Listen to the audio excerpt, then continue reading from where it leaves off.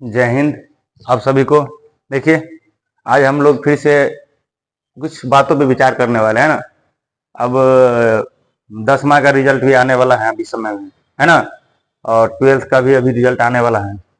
देखिए, हम लोग अब जब कोई कोर्स कर लिया, अब जैसे 10th हम लोग एग्जाम दे दिए या 12th का एग्जाम हम लोग पास हो गए, तो इसके आगे हम लोगों को कुछ ना कुछ ये ध्यान में रखना है कि आगे हमको क्या करना है ना।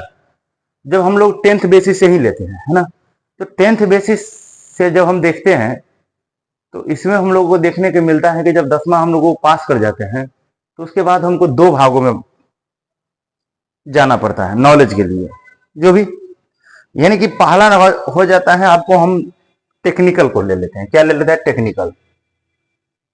टेक्निकल। और दूसरा जो होता है नॉन टेक्निकल। नॉन टेक्निकल, है ना। तो टेक्निकल विभाग जिसमें आपको कुछ स्किल वगैरह सब सिखाया जाता है ना।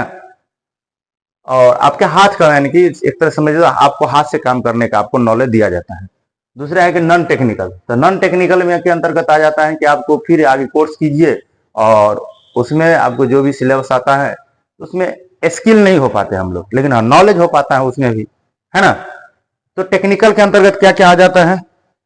टेक्निकल को भी हम दो भागों में डिवाइड कर दिए हैं 10th बेसिस से ही। एक हो जाता है आपका इंजीनियरिंग विभाग। कौन सा? इंजीनियरिंग। और दूसरा हो जाता है मेडिकल, है ना। मेडिकल। मेडिकल में भी क्या होता है, जब आपको मान लीजिए कि जैसे 10th बेसिस पे होता है पैरामेडिकल से होता है, पीएमएम जिसको बोलते हैं, तो उस सब को जब हम लोग फॉर्म भर के, जब हम मान लीजिए कि एंट्रांस वगैरह सब देके यदि हम पास होते हैं तो हमें एडमिशन कॉलेज में मिलता है। तो 1 साल का होता है कोर्स, है ना। तो उसके बाद हमको जैसे कि ड्रेसिंग वगैरह सब करना, घाव का होता है, सुई लगाना, ये सब हमको मेडिकल विभाग में हमको आ जाता है। 10th बेसिस पे फॉर्म भर के हम लोग एंट्रांस वगैरह सब देके, नहीं तो प्राइवेट भी करवाती है, वो भी आपको पैसा लेकिन अच्छा लगता है और करवा सकते हैं। दूसरा होता है इंजीनियरिंग विभाग। तो इंजीनियरिंग विभाग में भी हम यहाँ 10वां पर से दो भागों में जा सकते हैं। एक हो जाता है कि आपको आईटीआई, सबसे छोटा टेक्निकल में आईटीआई, जो कि हम अभी उसी में जुड़े हुए हैं, उसी में काम कर रहे हैं, है ना। तो आईटीआई, आईटीआई के बाद आ जाता है वो डिप्लोमा या पॉलिटेक्निक बोलते हैं, है ना। पॉलिटेक्निक। पॉलिटेक्निक।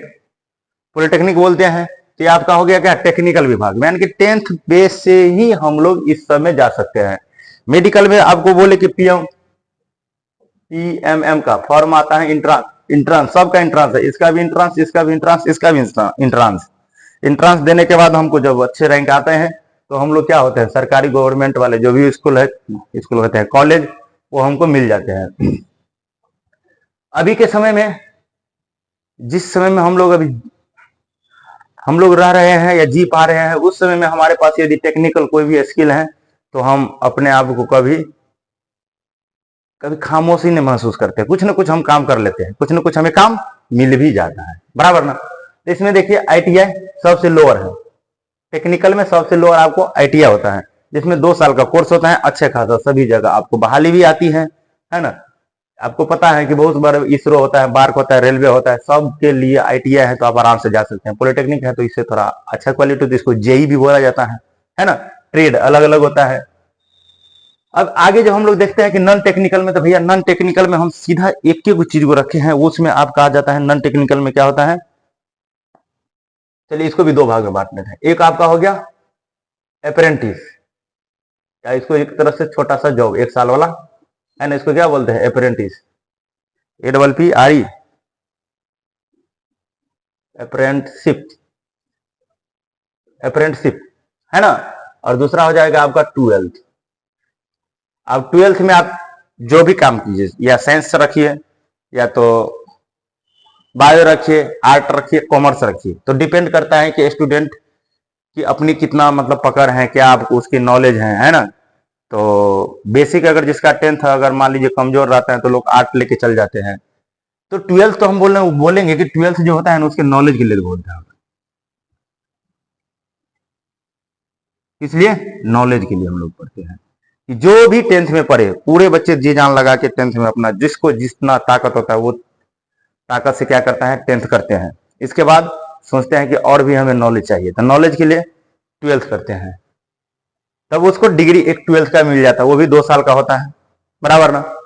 बट इससे आपको कोई ऐसे बोलिएगा ना कि हमको स्किल मिल जाए, वो नहीं मिल पाता है ना। लेकिन इसमें क्या है कि आप जब ये 2 साल का करते हैं, ये 3 साल का होता है ना, ये मेडिकल 1 साल का आता है, इस समय आपको नॉलेज के साथ साथ आपको हाथ से करने का कुछ ना कुछ आपको स्किल भी हो जाता है ना।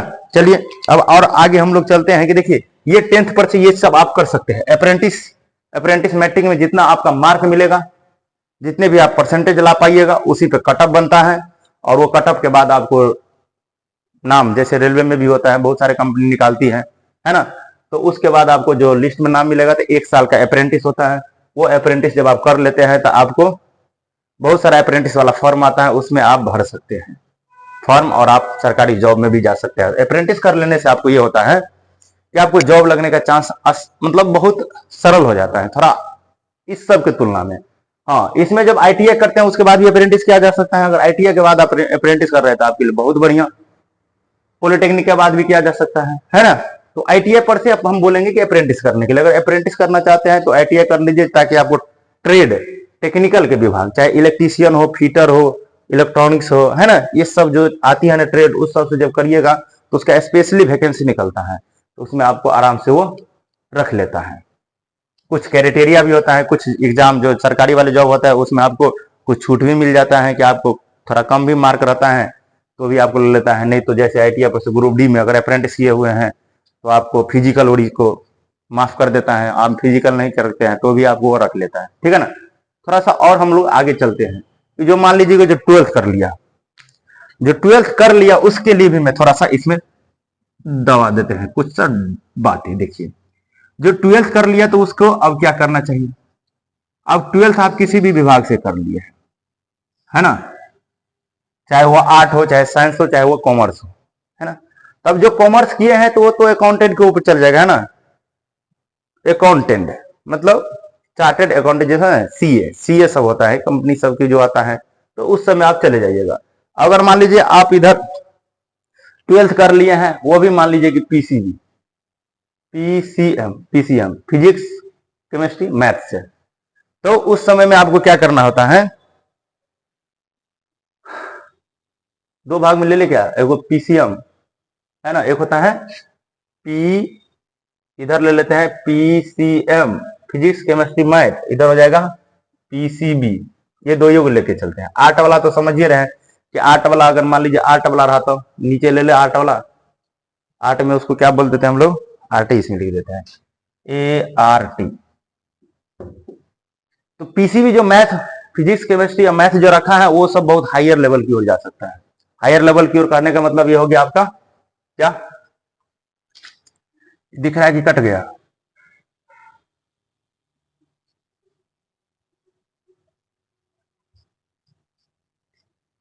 है ना। हायर लेवल की ओर क्या हो जाएगा, जैसे कि आईआईटीएन फॉर्म भर के आराम से फॉर्म निकलता है, फॉर्म भर को आईटी का भी एग्जाम देके वो आईटीएन बन सकते हैं, 4 साल का जो कोर्स होता है। इसके बाद अगर मान लीजिए आईटी नहीं होता तो एनआईटी से पीछे के नीचे क्या होता है, बीटेक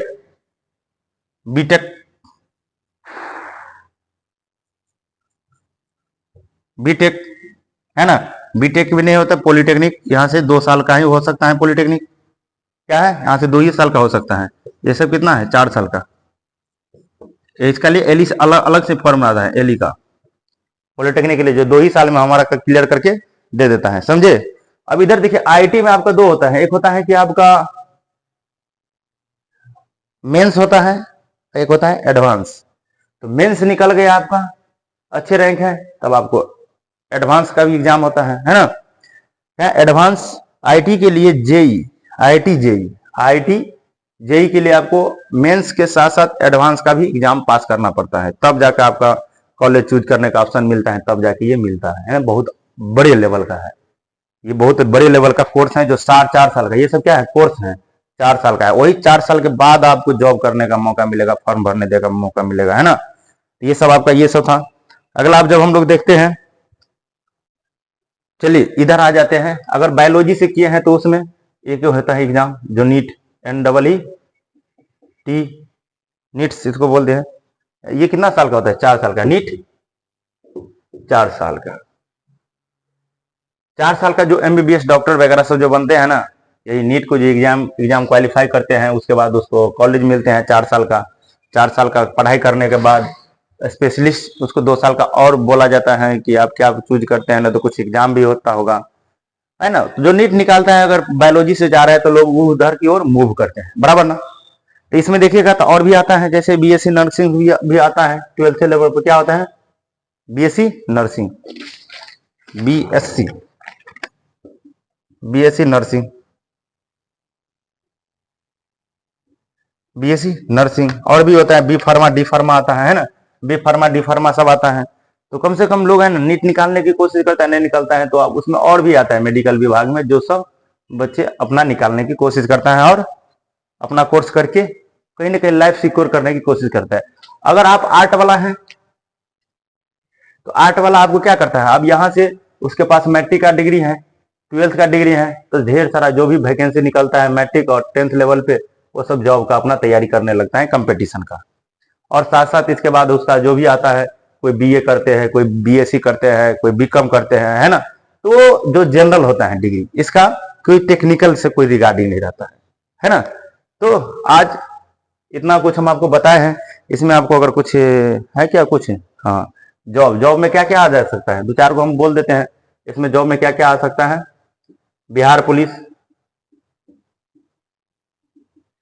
इसके बाद बिहार पुलिस इसको डिफरेंस लाइन, इसके बाद डिफरेंस लाइन टीचिंग, डीएलएड करने लगते हैं, है ना। इसके बाद जो टीचिंग के लिए है डीएलएड।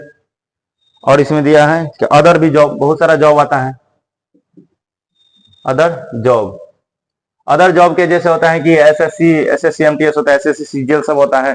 12th लेवल पे ही आप स्टार्ट करने लगता है। जो जिसके पास फिजिक्स केमिस्ट्री मैथ होता है, उसको एयरफोर्स सब का भी फॉर्म भरने का मौका मिलता है ना। तो ये सब अगर आप इधर जा रहे हैं तो आपके पास एक कोर्स हुआ, यानी कि हायर एजुकेशन की ओर जा रहे हैं। अगर आपके पास अगर सीधे यहाँ से छोड़ दे रहे हैं 12वीं के बाद, आप सीधे यहाँ से कंपटीशन में आ जाइए, बराबर ना।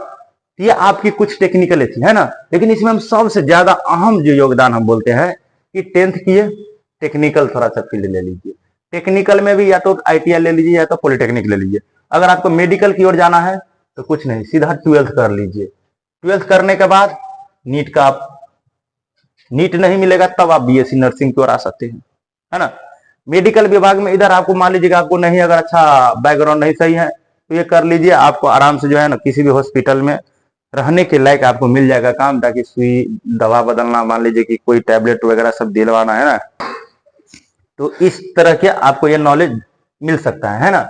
सबसे आसान है अगर रेलवे सब में जाना है, बड़े बड़े संस्था में जाना है, लेकिन हमको टेक्निकल फील्ड में जाना है तो आईटीआई कर लीजिए, आराम से आ जाइए। उसके बाद आप ये आगे वाला जो काम करना है, आईटीआई के बाद आपका पॉलिटेक्निक आता है, एलिट से आता है, फिर आपको सीआईटीएस भी करने का मौका बोलता है। टीचिंग करना है आईटीआई में तो उसमें सीआईटीएस भी होता है, जो आपको आईटीआई से ही बन सकते हैं, कोई ज्यादा एजुकेशन की जरूरत नहीं है ना। आईटीआई में पढ़ाने के लिए अगर आप टीचर बनना चाहते हैं तो भी आईटीआई से ही और कोर्स आता है, ट्रेनिंग, जो सीआईटीएस जिसको बोलते हैं, वहां से भी कर सकते हैं, है ना। लगता है कि शायद आप लोग इसमें बहुत कुछ जानकारी मिला होगा कि नहीं, 10th के बाद हमें क्या क्या मिल सकता है मौका। तो टेक्निकल इसमें फॉर्म निकला हुआ है एंट्रांस का, ये दोनों अभी निकला हुआ है फॉर्म, इसका भी इसी के साथ भी देता होगा, है ना। तीनों का फॉर्म निकला हुआ है। अगर आप चाहते हैं कि ना हमको इस फील्ड में जाना है तो आप आराम से फॉर्म भर के आगे तैयारी कीजिए, ठीक है ना। चलिए आज इतना ही, है ना। Thank you.